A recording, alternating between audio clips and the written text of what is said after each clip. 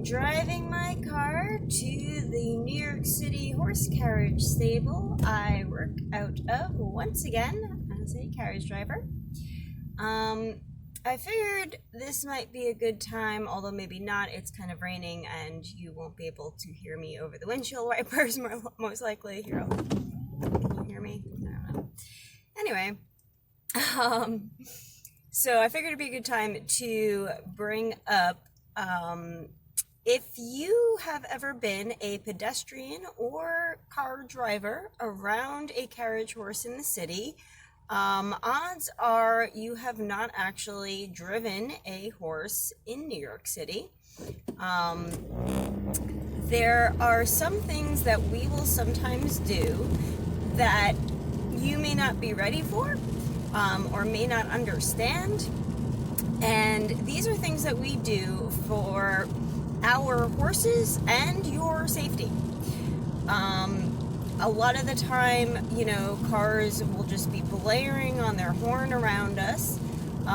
Luckily, our horses really don't mind it for the most part. It could startle a horse depending, where the horse is and if it's sudden and loud and all. For the most part, our horses are accustomed to the sights and sounds of the city, so it's not really something that bothers them. But it is illegal to honk around a horse in the city. Unfortunately, they don't seem to ticket for it very much, if at all. But you are not allowed to do that. You cannot intentionally try to spook a horse. Now, a lot of the things drivers do or pedestrians do, I don't think they actually do intentionally, but they're just really unaware of it.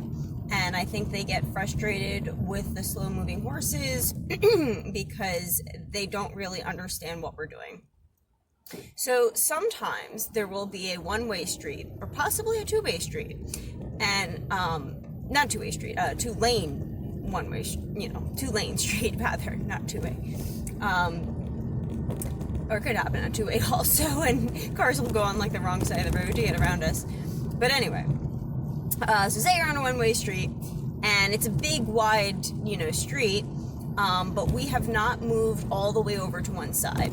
If we're not all the way over on the right or the left, we do not want you to pass. And the reason we don't want you to pass is because we know our horse and we don't want you to get too close to that horse who may even slightly come out a little bit this way or a little bit that way, just ever so slightly. And because we're going to assume that you don't know the proper way to pass a horse, wide and slow, or because we know there's absolutely no way for you to safely pass us because there just is not enough room, and if we make it look like there may be almost enough room, like just for you to squeeze by as if we were a car, you may clip us, and that can cause a major accident. So we will hold the middle of the road. We will do that so you know that there is no safe way for you to get around us. We are not trying to just be a dick to you. That means do not try to pass us. That means do not blare on your horn behind us. When you see us move all the way over to the right or the left, depending on the horse, depending on what's around and what we think is the safest way for you to pass us, when you see us move all the way over and stay all the way over on that side, we know there's enough room for you to pass. You can pass as wide as you possibly can. Sometimes it's not always possible, and slowly. So we have to drive with it in mind that although horses always have the right of way, there's horses, pedestrians, bicycles, cars, a lot of the public doesn't know that or doesn't care. So we have to drive with that in mind. We have to do whatever we think is going to be safest in that situation for our horses and for you. Another thing we may do is what you think is cutting you off. We are not cutting you off because we think, oh yeah, I don't like this guy, I'm gonna cut him off, I'm gonna get somewhere sooner. That's not what we're doing with our horses. The way that you change lanes with a car and with a horse is a bit different, because with the horse, their head tends to come out first. We can't let our head of our horse, just trickle out a little bit one way or the other, and all of a sudden something is going to speed right at it. That's not safe. So we know that most of the time, what is this ambulance doing? There he goes. So we know that most of the time, it is difficult for us to change lanes, because when we do have that little gap, it's a slower process than it would be with a car.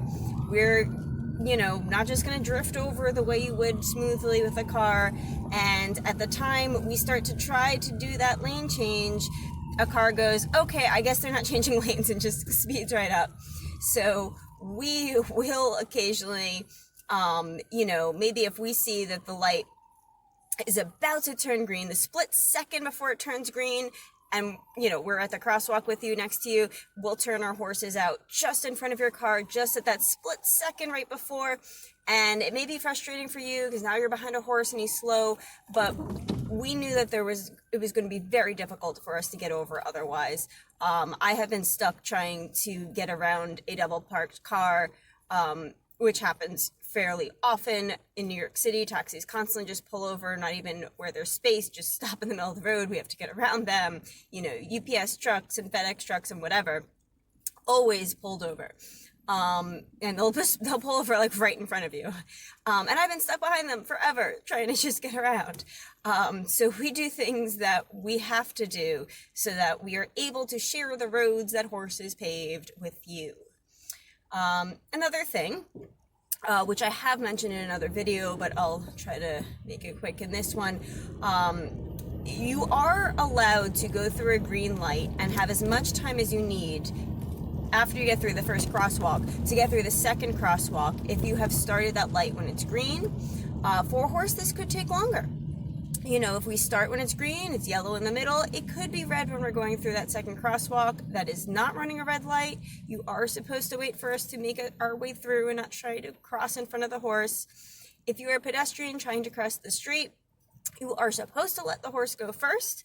If there's some reason the timing works out that you can start to, inch up towards the horse to go around, don't walk in front of the horse. Walk behind. Walk around the back of the carriage. Like, if a car was turning and you started to walk towards it, would you walk in front of the car to finish crossing the street, or behind it? You would walk behind it, right? You're not crazy. You're not trying to get run over. I don't know why people just start running sideways with my horse to try to jump in front of him. This will either be resulting in you getting run over, stepped on, which unlikely, our horses, really try to avoid that. Or, we have to stop short suddenly with our horse, and we can do that, and we do that in emergencies, but it's not good. It's not nice to them to have to suddenly, stop like that.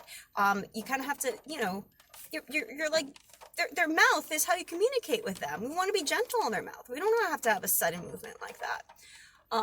In Central Park, not so much on the streets unless there really was, we have to follow the laws and rules and stuff of traffic, obviously.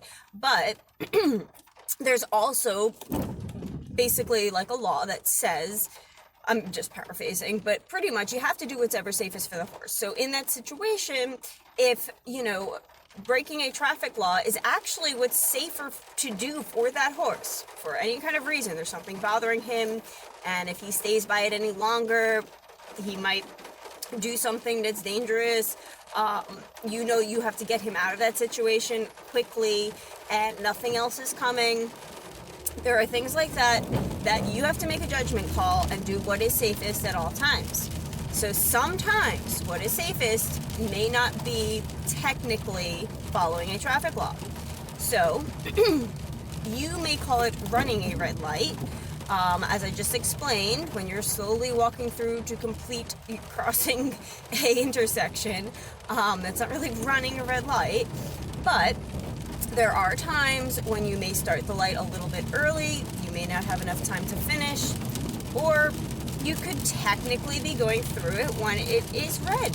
And I haven't really been in any situations where I've found it too necessary to do that, personally, but every horse is different, and there are situations where that could be the best to do, even in the street. Now, in Central Park, we do have some traffic signals. It just got really loud as I got to this part. I don't know if you can hear me. I'm just gonna start like half shouting. So we do have these traffic signals that they're planning on removing soon and replacing with some bike lane lights. Because we no longer have cars in the park since 2018, except for emergency vehicles and stuff like that. Most of the intersections in the park, there's no way another car could be, you know, coming through at these lights. They're just crossings for pedestrians. So anyway, in the park, unless there's a lot of people waiting to cross at that light, or, you know, if it's not on a hill or something like that, we usually will kind of just use it more like a yield and roll through. And for you people who think that our horses are working hard and, you know, this is too much for them and you have concerns about their welfare, although, you know, it's not too hard. Something that is the hardest part that they do in their job is when they start the ride. So when they first push into the collar, it's a little bit of work. They gotta push. They gotta push forward, propel the carriage forward, get that momentum. Once they have their momentum built, we don't want to be stopping and starting them. It's a lot to ask of them that they constantly restart that process over and over again. When you can literally wait like 2 seconds for the horse to pass you and then get across the street. It's just nitpicking at things that people will be like, oh, it's technically red. You don't understand a horse. You don't care about our horse. You know, or you're just, I don't know, you just want to start something. Why you would like do that. So yeah, there are times that the horses will slowly continue on, because that's something that's easier on them. And especially if there's a hill, like, you know, you don't want to have them suddenly stop on a hill. They have this momentum going. Again, whatever you have to do as an emergency situation, you will do. But people have to work with us. They have to understand we're not out there to just, you know, be dicks. We're trying to do the right thing for our horse and keep everyone safe. And I'm going to stop this video because I feel like you can't hear me. The rain is just like coming down on my drive here.